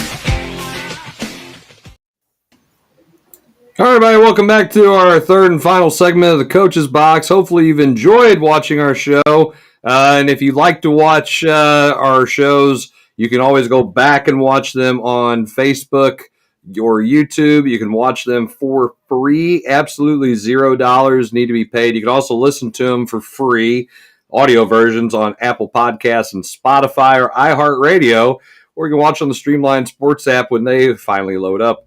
And by the way, if you've been watching our show and you have your own iconic sports picture that you think that you'd like to share, maybe you're watching this later and we're not live anymore, or maybe even you're hearing the show on Apple or Spotify, feel free to make a comment or something and send it to us, and we will have no problem sharing that. We like to get your feedback and then what your opinion is. And if you think all of our pictures suck, please feel free to share that too. We have no problem. We are used to hearing people tell us we aren't any good. We're coaches. So yeah, you can blame me. Man, if I could redo that whole spiel, the whole picture and everything, I'd have picked a picture of me playing a sport and plastered that up there. But iconic. It would ironic. I think I'm surprised Chris didn't pick the picture of you yelling a couple years ago, at when we did the cancer game. Oh, at St. Pius? Yeah, Jarvis is all like, raw. Those are some good shots. They caught me. Yeah. What we need to do is we need to go, one segment is the best coaching, most iconic coaching picture of us. The most iconic coaching picture of people we actually know might be the one of Ron Rhodes celebrating. Have you guys seen that? Where he's like doing like this? Oh, it's awesome. That's funny. Man, he's got glasses. He got his glasses on. He actually has some. He doesn't have gray hair. It's great. It's good stuff. Yeah, it's actually good. I love it. All right, so our third and final segment. Back to what counts again. What we got? MIZ. I was waiting to see if somebody jump in here. Gosh. I mean, hey, it's a good time to be a Tiger. You know what I mean? Oh, okay. Coming from the Says guy that all the time. Said, "Hey, when are we going to take Cook out. What in the hell are you thinking? No, I wanted to. We got to get the Pete guy more carries. I wanted to reach through the gosh dang line of the phone and just choke Zach. Just go like, ah! No, you're not taking him out. They're one of the best quarterbacks in the SEC, and you just keep talking about this damn backup like he's so great. He is, man. Hey, listen, if it were up to Zach, we'd be playing a Pete at running back who, whoa, hey, Trader, I don't know why they like this guy. He ain't that good. I mean, he was at a D2, blah, blah, blah. What the hell is wrong with you? Pete finally did get a carry against Tennessee for -2 yards. Right. But that was the one you said that was a great carry on the chat. Yeah, because they were already up, 40 points, and they knew what was coming. We're running right here. Shane, does that play to the left? No, it's to the right. No, it's to the left. Hey, I think they're going to hear you. Wait a minute. Is this the one where I run downfield and act all lost? Strader had over 300 all-purpose yards the other day. They knew the crap was coming. They couldn't stop it. Okay, so I'm going to put you on the spot, and I can't remember if I asked this live or not. I'm getting old. Does he get drafted? And if so, I think he does now. I didn't earlier in the season, but now, I mean, he finishes out the season strong. How can you not? How can you ignore it? I mean, they had this on ESPN. They were talking about it on one of the shows, and one guy was like, he's not a draftable. He's a free agent type, or he's a third day pick. Because running backs just aren't valued as much unless you're one of those 6'2", 220 guys, and he's not. But yeah, he's only 5'9", I think. Yeah, so he's probably gonna be a third day kind of pick, but he could end up being a really valued member of an NFL roster because he does do the things that fit into the NFL scheme. He reminds me of the guy that they had at the Patriots, the running back. Was it White? Falk? Yeah, I didn't want to say that, but White or Falk? Yeah, either one, both of them. But White, I was thinking more of. But he's unlike a lot of college backs in that he will carry the ball 30 times a game. They don't do that a whole lot in the college game anymore. And he catches the ball out of the backfield. That's what comment was going to be. He catches the ball well out of the backfield. Special teams? Could he be a good special teams player? Yeah, he probably could end up being a special teams guy. I think he's a third down. He probably ends up being in a third down role at minimum in one of those things. But, man, I would love to see him get an opportunity and be one of those tremendous stories in life. Well, I know that when I see these other podcasts from other parts of the country, like some of them that do a lot of Georgia, South Carolina, Kentucky. There's like the Fanboys network that we actually have some affiliation with our audio podcast. They were talking about how good he's been playing too, and I think that was actually a discussion. I didn't get a chance to listen to it as far as what he would look like at the next level. He's probably a third day pick. He's the kind of guy who can do a lot of things, especially in this passing league. He can also carry the ball. He might get an opportunity when somebody gets hurt and then be able to make him some money that way. But in the reality of it, he has a skill set that an NFL team is going to want, and it's just going to be what situation he ends up in where they can utilize him. The guy I was thinking was Danny Woodhead. Danny Woodhead, yeah, that's a good one. That was the guy for the Patriots that you just wouldn't have thought. He just didn't look like an NFL. Well, he was also a Division III running back, was he not? Something like that. I think he was a Mount Union guy or something. I think he was a Mount Union. Yeah, I mean, it was a successful program. Not like it's some terrible. I don't want to say any local colleges here, but he came from a good program, but he's not the prototypical running back that you would say is going to be your obviously your RB1 or RB2. He might be the guy who makes the makes the team practice squad dude. Danny Woodhead was kind of that guy and just proved that he could play. He's not going to be your typical bell cow type of thing that, with all those at the NFL, but he could be a very productive, useful Swiss Army knife type running back for a team if put in the right situation. And I think what we also need to do is give credit where credit's due, and that's the O-line.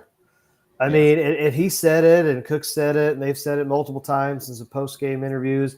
Hey, that O-line, and then you can attribute whether it's Drink and his recruiting or whether it's the development of the coaching staff.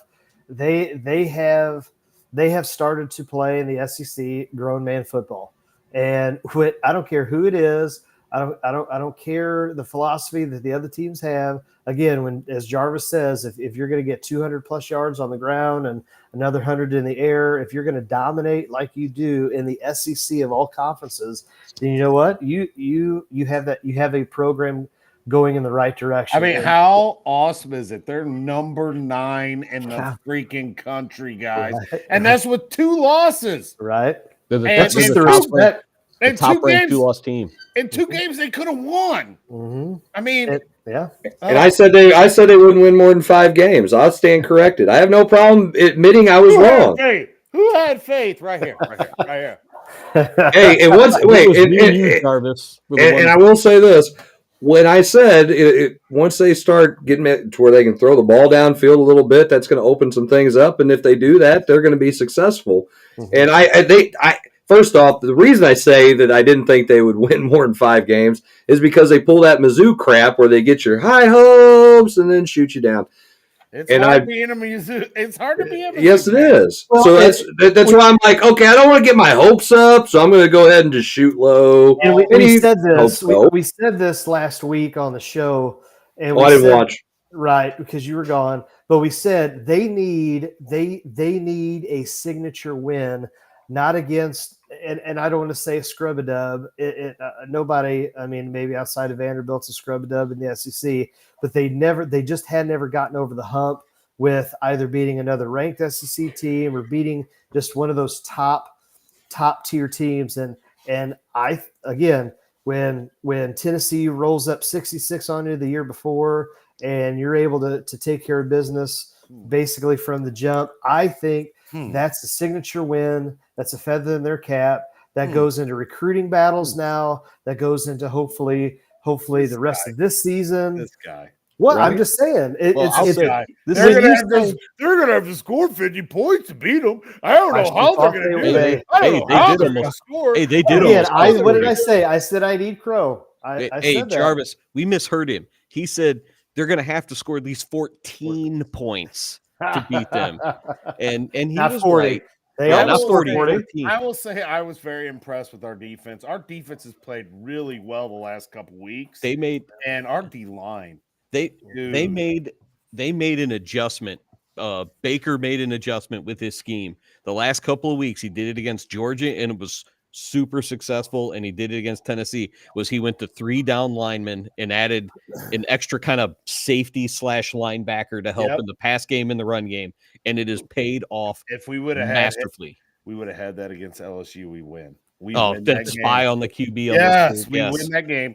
But I mean, lesson learned, and he's adjusted. And the thing that, as a Missouri fan, that sucks about this whole thing, how many of those coaches are going to get picked apart and taken away from us when this season's over? I'm going to vet more so. Our offensive coordinator probably is one. I would not guess this year. I would probably guess after next year, because it's his first year as a Power 5 coordinator. Our D coordinator is another. I mean, I'm sitting there going, I'm going to venture to guess that this new athletic director, Desiree Francois Reed, more so should probably be the GM of the Cardinals, because she's probably going to be willing to go out and spend some money and keep those people here. Whoa, that's a hot take right there. Yeah. Hot take. I wish I had my Cardinal sign behind me somewhere. I wish I had one of those little horn sounds. She's willing to, when other people are saying not to, she's going to go out. She's asking people for money. She's getting donations. They're building massive buildings, and they're doing a massive academic or athletic rehaul to all of the facilities. Yes, they to are. bring them up to one of the top end of the SEC, which is huge. I know. I'm envious of my own kid. I'm like, dude, you are at Mizzou at like the best time. Like it is just hit. Like Mizzou is hit. And I know the basketball team didn't play well the other night when they took that loss the other night against Memphis. But dude, I'm like, dude, you're getting if they get to 11 wins, if they win out and they get to 11 wins with their bowl game, those coaches, especially those two coordinators, are getting pay raises, and Drink is getting a pay raise and getting all kinds of buyout added to their. Although the buyouts aren't stopping other colleges, but the buyouts are getting added to their things. Oh well, you brought it up. Let's talk about it. $28,000. That dude is making. Who's that dude? Jimbo Fisher is making $26,000 a day to not coach. That sounds like a great job. That's a first-year Catholic school high school team. Chris, what do you say? In life, there were two roads. Golly. Hey, listen, I can be bad enough to get fired and make $26,000 a day to not coach. I can do that. Jimbo Fisher, did you choose correctly? Wait, yes, he did. If I'm Jimbo, I had to find it. I don't go back to coaching. I'm going to go get an analyst job in the SEC or ESPN, probably for 2 or 3 years. When that buyout money is finally done and finally off of the books, or however they do it, and then somebody at some point is going to pick me back up. Does he have a non-compete? That's the question. Does it? Most of those buyout clauses have that. It's like a prorated amount depending on if you get another coaching job. So does he really want to coach, or does he live super simple? Hang out with my grandkids. Yes. Analyst job. Man. Go to the club. Wait. I'm going to buy an island maybe or something. I'm going to go have some fun. But on a serious note, here's what I don't like. I don't like the fact that these coaches are getting fired during the season. That doesn't sit well with me. I think, what does it say to the kids? What does it say to the schools? What does they it don't say care. to the program? I don't like it. And we're all about winning now. Forget what we forget. You ain't winning now. Let him finish. The one that I really hate is Mississippi State's firing. He takes over. Yeah, he knew he was. He did so much for them when all that went down. My gosh. He knew he was just temporary. They knew he was, and you don't even let the guy finish the year So not only does he take over after Mike Leach dies, then he has to go through that recruiting process late. And again, all of the horrific stuff that goes along with it. And then I'm sorry, but if they ever looked in the mirror, it says Mississippi State across their jersey. It doesn't say Bama. It doesn't say Georgia. You're not winning. When's the last time they were any good and relevant? I mean, were they even any good when I think I don't know, was Dak there? I can't remember if he was there or A&M. Some maroon color. Dak was at Mississippi State. Okay, were they any good when he was there? They were middle of the pack in the SEC. Exactly. So maybe when Kroom was a coach, however many decades ago, that they were somewhat relevant. I mean, when's the last time they were even competing in an Egg Bowl against Ole Miss? And you fire this guy? Come on. It's crazy to me. But that's something that they do so they can get the next best guy and they can be ahead of the hiring game. And it's a stupid practice. But again, that just shows you how stupid bowl season is in college football. You got half the guys not playing, you got half the coaches that are fired, you got some interim guy who's, God forbid, he's either trying not to piss down his leg because he's trying to get the job, or he's not qualified for the job and he's just filling in. I'm not even sure Mississippi State's not even going to be able to play in a bowl because I don't think they're going to be bowl eligible. I'm just saying, like in general, this time of the year, firing him now does nothing because if you can't bring in another coach to get those other practices like they do for those bowl eligible teams. Well, it's stupid. At least anyway. Texas A&M, their next coach might get a chance to practice before a bowl. I'm sorry, it is freaking stupid. They need to put something in. Something needs to be done. This bowls are supposed to be the best part of the end of the season. The bowl games are supposed to be what's the best part of it. Mm-hmm. And you got all these coaches doing all this bull crap. There needs to be something done. Yeah, they did the 12-team playoff. Bingo. The bowls. Get rid of the bowls. The bowls are done. Go to the 64. Well, that's fine. Go to a 64-team playoff. I hope they're not doing. I mean, let's get it done. It sucks because Mizzou would be in, baby. You talk about this. I mean, there is serious conversation with the SEC and that commissioner who basically runs college football. No. And when they're talking about they bring it over Texas, Oklahoma, and when they start talking about some of these SEC teams with the NCAA, hey, hold your horses there, and hey, you talk about leaving SEC saying, and the other issue is Michigan, okay, with all that, with Harbaugh and all. I mean, all that would take. Is there something going on there? Yeah, just a tad, just a tad. I didn't think there was. Those two conferences to say, you know what, we're going to go ahead, we're going to go do our own thing. And everybody else says, okay, we'll join you. And bye-bye NCAA for football. I mean, they have zero involvement anyway for the championship, for the playoffs. I mean, again, Chris, when you bring up the baseball and streaming, how has someone, an Amazon, a Google, somebody somewhere say, I will finance your playoffs and all of that.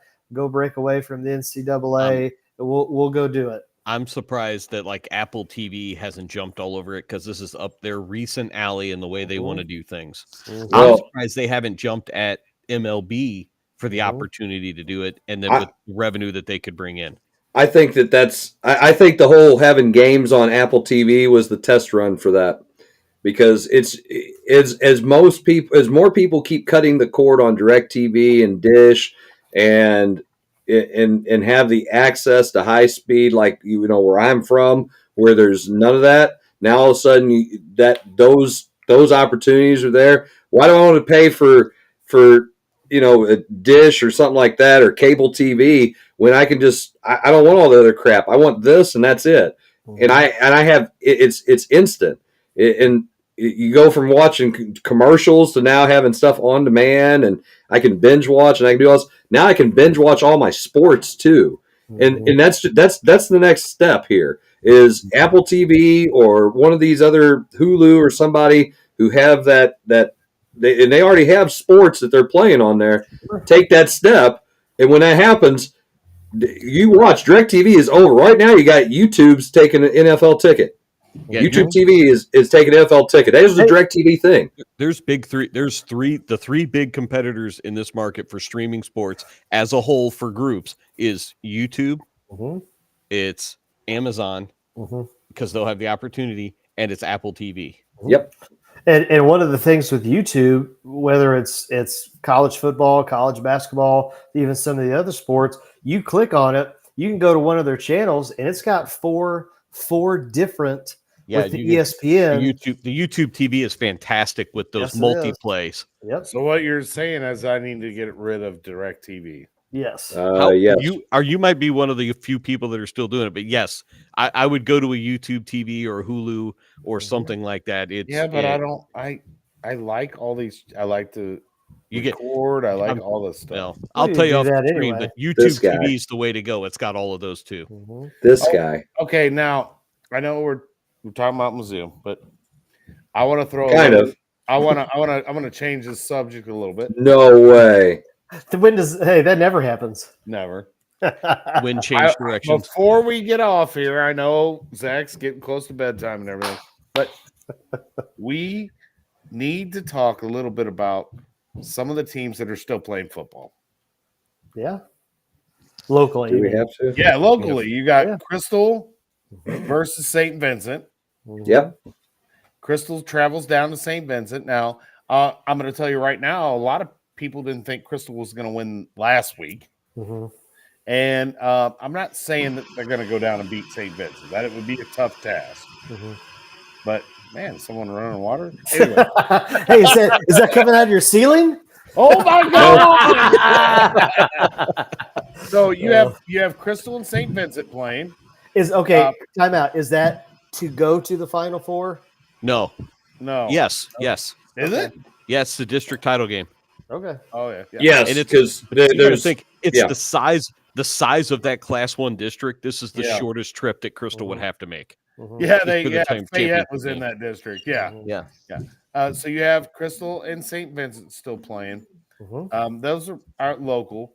You got Hillsboro still playing. Gonna play Pacific, which upset Sullivan. I think they're hosting Pacific, aren't they? They're hosting Pacific. I'm telling you, that's a Hillsboro win. Mark it down. Done. Over. That's a Hillsboro win. Who else we got left in the county? There's someone else, right? Second lost. Lost. Valley, if you're still. Valley. Valley's still in. Sun comes up, water's wet. Valley's still playing football. So, but anybody else want to play Valley basketball the first week of? Well, if you that'd be the best time to play them. Well, you look at our Crystal City tournament. You have R7. Are they done? Yep. No, they lost. They're done. They lost Lift for Life. They lost Lift for Life, so they're done. But we have St. Vincent and Crystal both in our Crystal City basketball tournament, and they're still playing football. I'm the Herky's the 5 seed. We play St. Vincent, the 4 seed, on Monday, November 27th. And Crystal City added Class 6 Poplar Bluff to that. In the Raleigh Kerber? Yes. Chris, I told you should have got into that. Poplar Bluff got out of the DeSoto tournament to go to the Crystal tournament that same week. Really? I think they've been in that DeSoto tournament the last few years. All I know is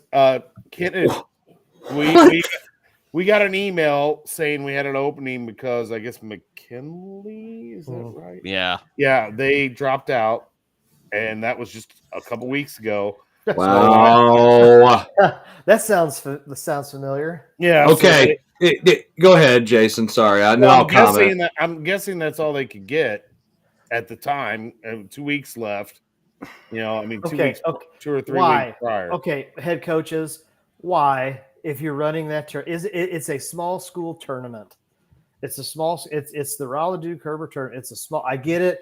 You all don't want JV teams in. I get that, but you're going to get a Class 6 school, and I don't know if I think they're Class 6, aren't they? Class 5, Class 6, whatever. It's twice the size, and not 3 times the size as anybody else is going to be in there. Why? Well, you don't want to have a 7-team tournament. Crystal's had to do that in the past, I think, haven't they? Yeah. Well, we had Seckman in it for a year or two. Okay, but if you look at the whole thing with this, reminds me of when my first year as a head coach and I was at Zalma, and we're Class 1, have 80 some odd kids, and we're playing in the Woodland tournament, which is literally Woodland is the biggest school that should be in it. Now Perryville had been in it for a while. Perryville wasn't as good, and Cape Notre Dame was in it for 2 years. So you got Cape Notre Dame and Perryville and everybody else. And that was the year that we were the 8 and we played Notre Dame, and they had Ryan Willen, 6'7", soccer player who went and played Division II basketball, soccer, hell, I don't know. He played basketball, yeah. And we got beat 108-50. And Coach Hale could have just torched us, and we were so bad. But again, I always ask, why are they in this? It's the same thing. I'm like, why is Poplar Bluff in it? I don't know. I don't know the particulars of any of that. I just know that they had someone drop out, and And I guess having somebody is better than not having somebody for at least 1 year. I'm not. Listen, and I want to clarify this. I'm not if I'm Crystal City and I'm hosting a tournament, I want to try to fill it. I agree with that. I don't want a 7-team tournament. This is more on Poplar Bluff. This is on Poplar Bluff. I mean, come on.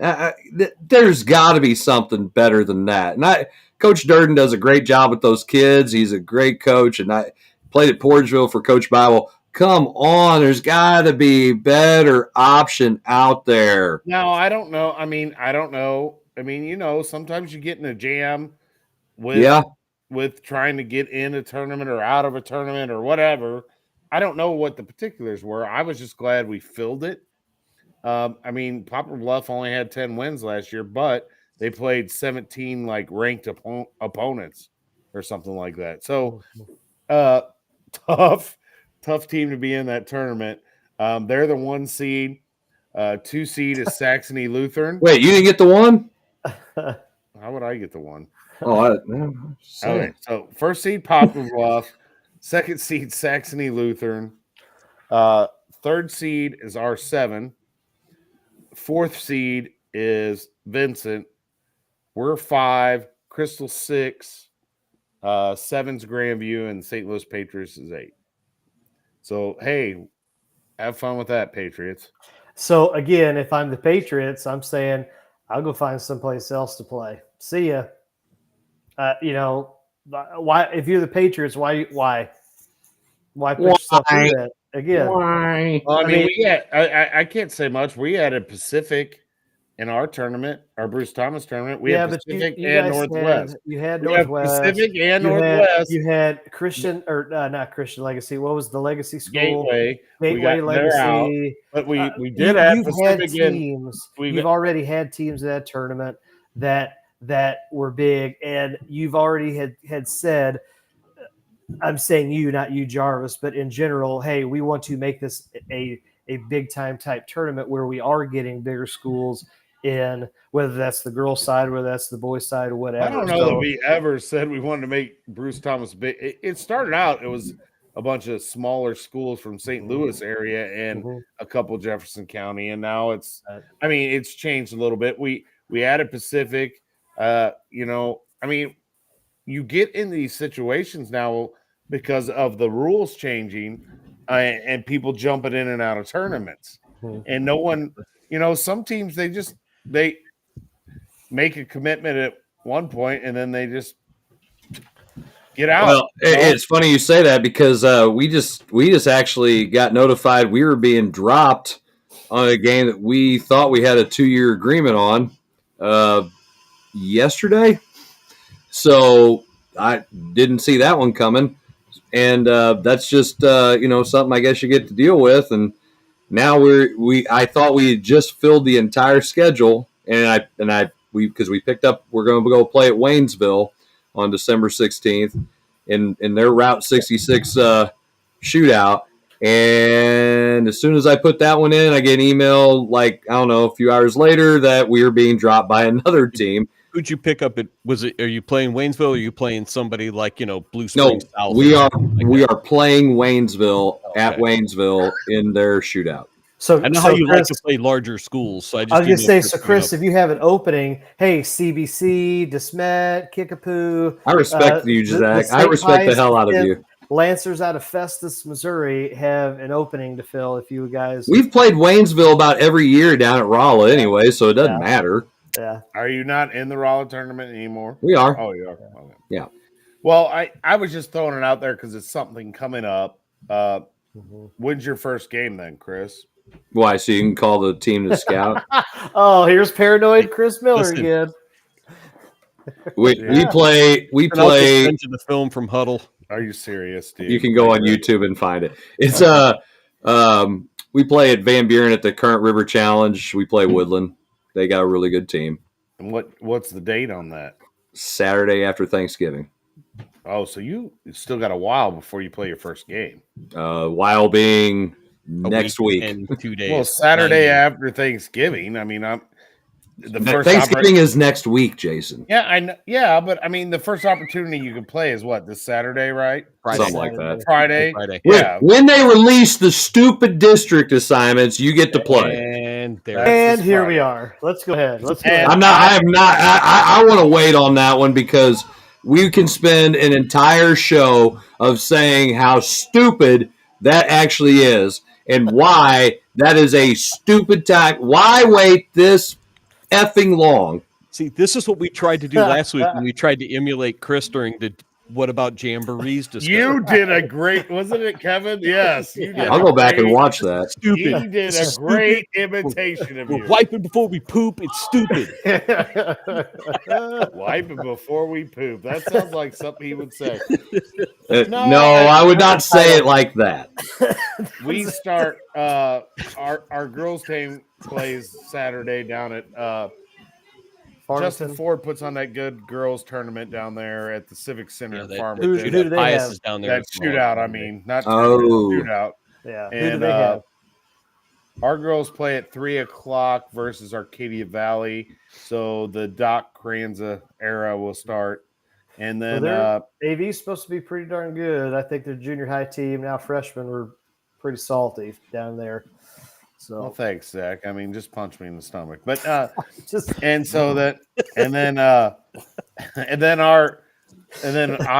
my first game's Tuesday. You can come over if you want, Chris. Come on by. Sit right behind the bench if you want. It'll be on YouTube. Hey, it'll be on Black Cat TV. I'm okay. Now, hey, so since this is out there, freelancer, you guys, pun intended, I guess. But I'm not coaching. Freelancer.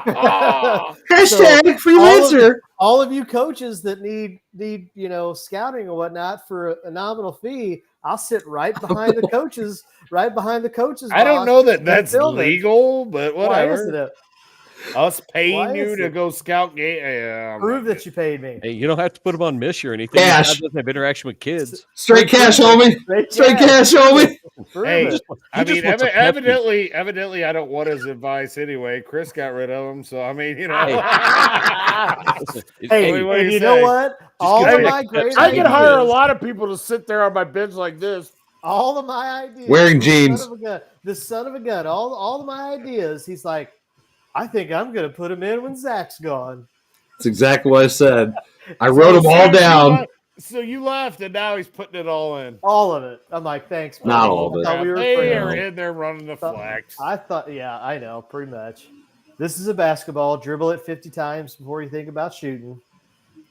Isn't that how it goes? That's fun. I had the total opposite conversation with my kids today. Quit dribbling it. I know. Quit dribbling basketball. What's bad is when I look at a kid and I say, when I tell them like, hey, don't overcook it. They know exactly what I mean by that because they're sitting there just pounding that freaking ball all the time. I'm like, where are you going? If you're dribbling the ball, just go to the basket. What's the purpose of dribble? I caught it and I started dribbling. Why? I don't know. That's the problem. That's the problem. Right. He wasn't on last week when we talked about he doesn't have a jamboree, right? Nope. Oh, yeah. The jamboree discussion. I was just getting ready to ask him, who'd you play in your jamboree? But wait. How'd your jamboree go, Jarvis? They're stupid. They're stupid. They're stupid. We had some good moments. We played Afton first, and we competed really well against them, and had to get a scouting report later. Now, see if Chris was a better human being, guys could get film. He could get film from you. When's he play Afton? On Afton, but because you all are paranoid. It's like one of his first. I'll send you my film on Afton. I don't care. I'll send you us and Afton here. You can have it. But anyway. I hope the Afton coach ain't listening because I might need to get some stuff from him later. But we saw some good things. I mean, I graduated 6 seniors, so I mean, there's some learning, and we played against Northwest, and Northwest basically had almost everyone back, but the Lentz kid and the lefty number 50, the lefty post player. Are they still big? Oh, they're huge. They got 3 guys, 6'4", 6'5" plus, 3 guys, and they play physical. They're physical, A lot of fouls were called. Like there was not a lot of. It was hard to get into the flow of the game. That was going to be my question. Is They muck it. They do a good job of mucking it up. Okay, was it just that, or was it over the all of the teams? So that would be my question. I will say there was a lot of fouls called in our game against Afton too. Totally different set of refs. And then we went to the main floor against Northwest, and we got to watch Northwest and Afton. And there was quite a few fouls called then too, and there was a ton of fouls called when we played Northwest. Now, us and Northwest have had some battles. I haven't heard 35-34 game last year, and then we lost by like 6 or 8 the second time we played them. So, but the free throw thing's going to be interesting, guys. I really think that, dude, a team like Northwest is going to get the 5 fouls pretty gosh dang quick. And so if your kids can make some free throws and are willing to take the hits going to the basket, Hack Shack. Well, it could really change because you're getting 2 shots every time. Mm-hmm. Even if you're only a 50% free throw shooter, you've got 2 chances. I don't know how it's going to affect it that much. I mean, the referees, like I talked to them, they said, yeah. Well, I think it's going to move the game along. I don't know if it's going to move the game along. Apparently, none of them ever saw Northwest play. I think it keeps teams in potentially because, like you just said, you talk about I get 2 shots now, and so instead of missing the front end of a 1-and-1, if I could just be a 50-point or 50%, how many extra points are you going to get on? It really changes the end of the game because, like, if you take our game against R7 last year, it was a very close game at the end of the game. If you got to start our game against Pius last year, he started fouling early, right? I did. Now that's going to be once he gets to 5, that's going to be 2 shots every time. And you had 7, which is only, but still, it's a little different. And depending on the situation, if it's a 1-point game, it's really late. Both teams are at 5 fouls. I think what's going to happen is I think you're going to pick on people, and you are going to hack Shack. I think you're going to find the worst free throw shooter. You're going to funnel the ball to him, and then you're just going to foul him. Listen, that's all fine and dandy, but I'm telling you right now, you can tell a kid all day long to foul that kid, and they will not even remotely get close to them to foul them. Been there, done You've that. witnessed this. I lost the district title because of it. Foul. No. I got a technical foul because of it, because I turned around and slapped the chair because we couldn't foul the kid, and it sounded like someone shot a gun in the gym. So, I'm aware. And it's the worst when you gave the scouting report. They know when we get in this situation, that is the kid you have to foul. And no, it doesn't matter. They foul the best free throw shooter on the gosh damn team. They do it every time. Every time. It's one of those things. It's like Coach said to do it. I'm going to do what I want to do right now, and we're going to foul that guy. I might as well tell him, hey, he's the best free throw shooter. Let's foul him. And then they foul him, and then it's like that doesn't work. I will say one of the best moments of last year of our game was you and him arguing about dunking in the foul. I heard Chris say, he shoots good free throws, Zach, or whatever he said to you. But I said he won the Elks hoop shoot. Okay. Shoot free throws. Gosh, I don't know what that was so funny. That was one of the best parts of the whole night was that. Hey, and Jason, for a small fee, you can get that kind of analysis. I'm joking. I'm joking. I hope he's not watching, but I'll just call Lee Richardson for free and see what he thinks. But anyway, there you go. Well, I think we're going to have to wrap that one up, guys. That's been a nice long show. It's good to be back. Sorry I drug it out there at the end, but hey, good luck to all those conference teams that are still playing. Hillsboro and Crystal City, go represent Jefferson County. Go whoop some ass. And we're over it now. It's E. We got the E. Well, Everything was good. I've been good all the whole show. Yeah, Kevin said a bad one too. Don't worry. Oh, he did. Well, kind of. It was like a half one, so you just put it over the mountain. It's okay. Not a big deal. It's not. It has happened before. You've never done it. I never do it.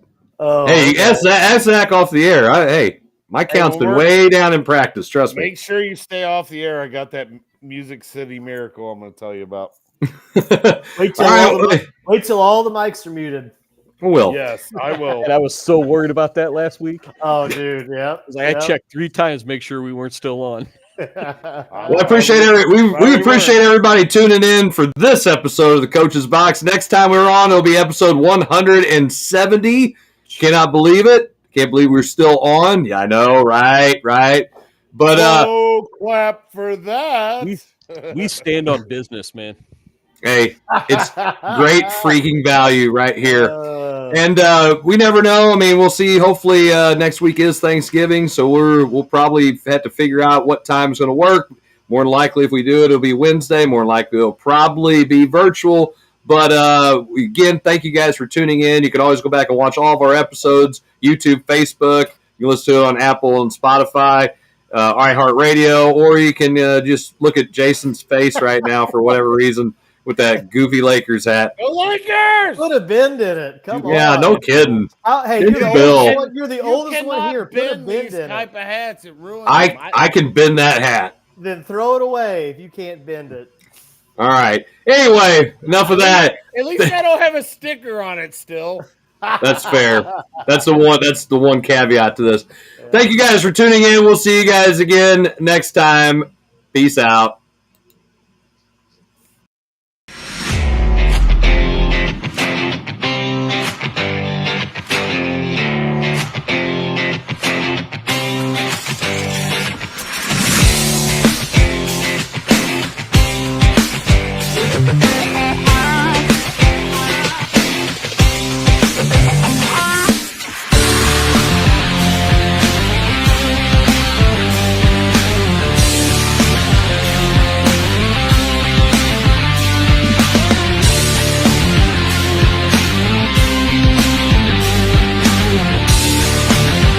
This episode of the Coach's Box, Call It Like We See It podcast is brought to you by Off the Rails Media.